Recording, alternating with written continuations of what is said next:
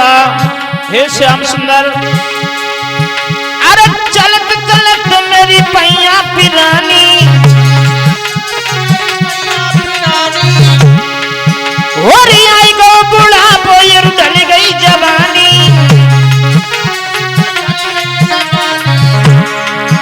और कैसे बूढ़ी उमरिया सन सामरिया में भीषण की विद्या ने भेजो है सुन सामरिया में,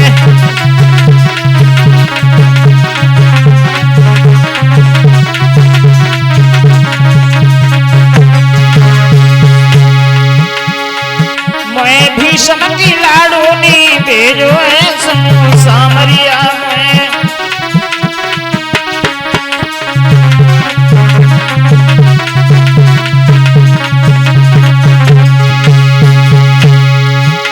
आज सुदेव से नहीं चला गया एक तरवर का वृक्ष था, उसी के पास कमली बिछा करके लेट गए, ठंडी हवा लगी, निंद्रा ने दबा लिया। अरे सुंदर सिद्दीकी की दर्दन की छाया,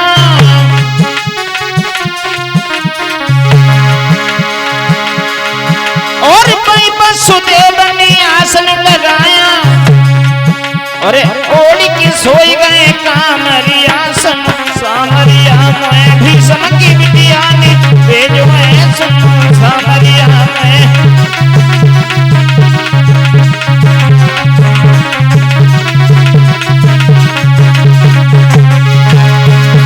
मैं भीषण की बेटी ने भेजो है सुन सामरिया में,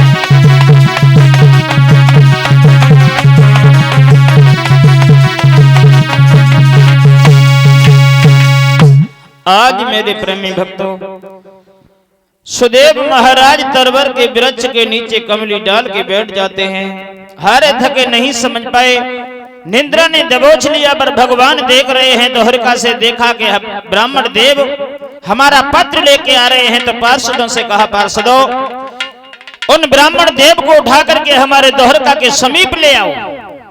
आज आज्ञा पाके पार्षद उन ब्राह्मण को दोहरका के समीप ले गए। जैसे ही नेत्र खुले हैं तो सामने सुंदर महल दिखाई देते हैं। आज सुदेव महलों के पास में पहुंचे, द्वारपालों से जवाब दिया, भैया ये कौन सा नगर है? जवाब दिया, ये दोहरकापुरी है। क्या दोहरकापुरी? जवाब दिया, हाँ। क्या इसी में श्याम सुंदर रहते हैं? जवाब दिया, हाँ, ये वही दोहरका है जिसमें कृष्ण रहते हैं। तो जाओ उनको नैया से कह दो कि ब्राह्मण देव कुंदनपुर से आए हैं, जो एक पत्र लेकर के आए, वो आपसे मिलना चाहते हैं।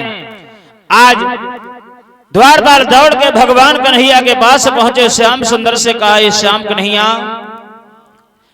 कुंदनपुर से एक नाई ब्राह्मण आए, वो आपसे मिलना चाहते हैं। और जैसे ही कहा मिलना चाहते हैं, भगवान दौड़ के आए हैं, हृदय से लगा लिया, कहिए सुदेव कैसे आगमन हुआ?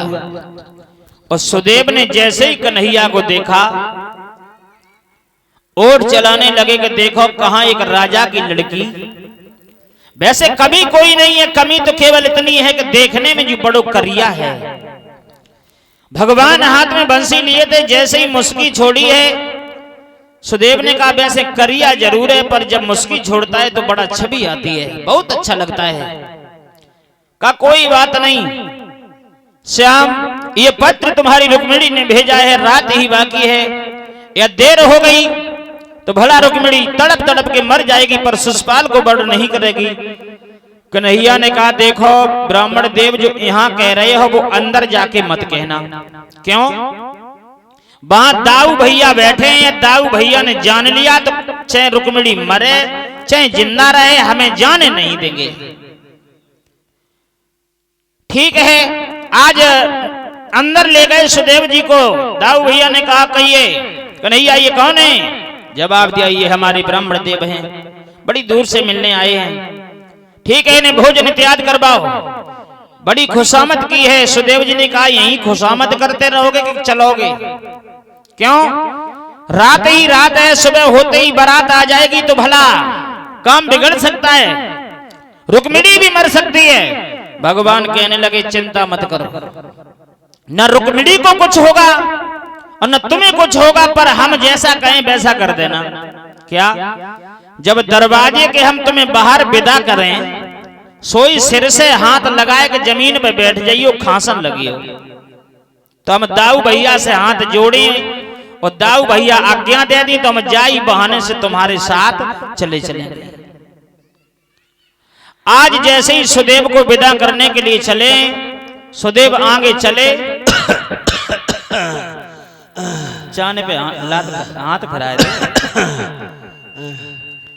सुदेव जी आगे चले तो जमीन पर बैठ गए। दाऊ भैया ने कहा, कन्हैया क्या बात है, ये ब्राह्मण कैसे हाँप रहे हैं? का करे लाला, बुढ़ापे को शरीर है, चलो ना जाए। एक डट्टा गुटी दे दे।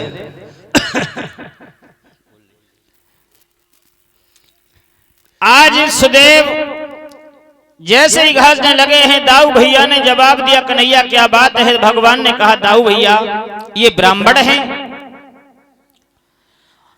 यदि इस द्वारिका में मर गए तो हम आपको ब्रह्म हत्या लग जाएगी। यदि आपकी आज्ञा हो जाए तो हम रथ में बैठा रहे कुछ दूर छोड़े आए, फिर मरे चाहे जिंदा रहे। दाऊ भैया ने कहा, कन्हैया तुम्हें हम हरगिज नहीं जाने देंगे, तुम बड़े नटखटी हो। ये वृंदावन नहीं है, ये द्वारका है, तुम बीच में उलझ जाओगे। कन्हैया ने कहा, दाऊ भैया हम अब गए और वापस आ जाएंगे, हम कहूं रास्ता में खड़े ही नहीं होंगे। दाऊ ने कहा, तो ठीक है चले जाओ। आज रथ तैयार भगवान ने बड़ा जल्दी से किया और सुदेव से कहा, जल्दी बैठ जाओ। सुदेव को बैठाला और रथ जब तक द्वारिका में चला तब तक तो धीरे धीरे चलता रहा। और जैसे ही द्वारिका के बाहर निकला, घोड़ों की लगाम भगवान ने खींच दी। और क्या किया है, अर्जुत सनन सनन सन्नाई है, पहुंचो गगन बीच में जागी है रे।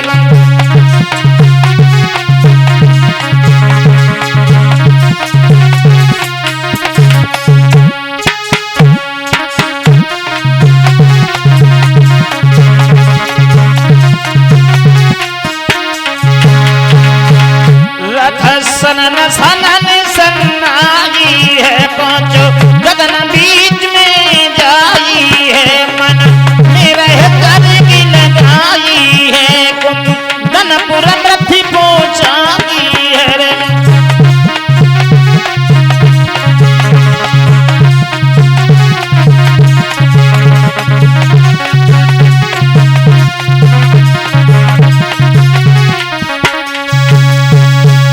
आज मेरे प्रेमी भक्त घोड़ों की लगाम को भगवान ने खींच दिया। पृथ्वी से आकाश में जाकर के रथ उड़ने लगा है। और जब उड़ने लगा, क्षण भी नहीं लगा, सुदेव ने विचार किया, अबे लो तो ना मरे थे, अब जब मालूम पते जो कन्हैया मार देगो। क्यों? रथ से नेकौ नीचे गिर गए तो हड्डी का सुरमा बन जाएगा। आज मेरे प्रेमी भक्त सुदेव ने कहा, कन्हैया रथ नीचे उतार लो। जवाब दिया, चुपचाप बैठे रहो। आज क्षण भी नहीं लगा, भगवान ने अलोपा मैया का एक मंदिर बना था कुंदनपुर में, उस मंदिर के समीप रथ खड़ा कर दिया और सुदेव से कहा, अब तुम जाओ और रुक्मिणी से कह देना जल्दी से आ जाएं। ठीक है। आज सुदेव चले। रुक्मिणी कभी दरवाजे पे जाती है, कभी आगे जाती है। इधर शिशुपाल बारात लेकर के चला तो शिशुपाल की बारात में कंस का ससुर जरासंध एक अच्छौड़ी सेना लेके आया। तो जरासंध ने पूछी, तुम कहां जा रहे हो, कहां तो तुम्हारा विवाह हो रहा है? तो जवाब दिया, जो हमारे रिश्तेदार हैं रुकम, हमारे जीजा हैं, उन्होंने अपनी बहन मुझे देने के लिए कह दिया है। बस जैसे ही ये सुना है तो जरासंध ने कहा, वहां कोई और तो नहीं आ रहा है? शिशुपाल ने कहा, वैसे आ तो कोई नहीं रहा है, पर कन्हैया की थोड़ी चर्चा चलती है। जैसे ही कन्हैया का नाम लिया, जरासंध के हाथों से तलवार छूट गई, कांपने लगा। शिशुपाल ने कहा, महाराज क्या हुआ, ये तलवार क्यों छोड़ रहे हो? कहा, चुपचाप जो मोहर छोड़ के ही दे, जो मोहर छोड़ के ही दे तो ये अच्छा है। क्यों? यदि कन्हैया की जरा भी चर्चा है तो तुम्हारा विवाह वहां नहीं होगा। क्यों? तुम्हें मालूम नहीं वो कन्हैया में कितना बल है। हमने 18 बार चढ़ाई की, पर्वत पे चढ़ गया, ईंधन लगा दिया, आंच लगा दी, कन्हैया बर जाएगा, मर जाएगा, न बरो न जरो, दोहरिका में चलोगो वही कन्हैया है। तासे तुम्हें मालूम नहीं, हमें भली भांति मालूम है। शिशुपाल कहने लगा, मित्र एक तुम शेर होकर के जरा जरा से बालकों को डरा रहे हो। जरासंध ने कही तो हमें कौन सी मुसीबत, ब्याह हुए तो तुम आओ और ना होगा तो तुम्हारा होगा। हम बारात में जा रहे, जो मिलेगा सो खाएंगे, वापस आ जाएंगे। क्यों? कुछ लोग कहावत कहते हैं, दूल्हा को दुल्हन मिले, दूल्हा को दुल्हन मिले बरात वालों बात, और मंजिया को मूसर मिले धरे कनापे जात। जो मंजिया होता है उसका एक कान तो लड़की वाला पकड़ लेता है, एक लड़का वाला पकड़ लेता है, दोनों तरफ से खिंचाई चलती है। तूने नहीं लेने दिया, हमें वहां से इतना रुपए मिलता था। लड़की वाला कहता है कि तूने मिल करके हमारी पुत्री का गर्दन कटवा दी है, ये हमारे लायक नहीं था। अंत ऐसा होता है कि मंजिए भोजन नसीब ना होता। मेरे प्रेमी भक्तों जवाब दिया जरासंध ने, कोई बात नहीं, तुम जानो तुम्हारा काम जाने।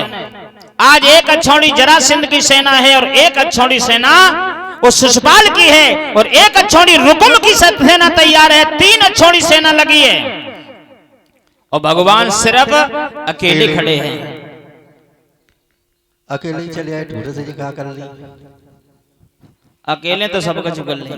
अच्छा, आज भगवान रथ में अकेले खड़े हैं। इधर रो रही है रुक्मिणी, विचार करती है कि शिशुपाल की बारात आ चुकी है जनवासे में।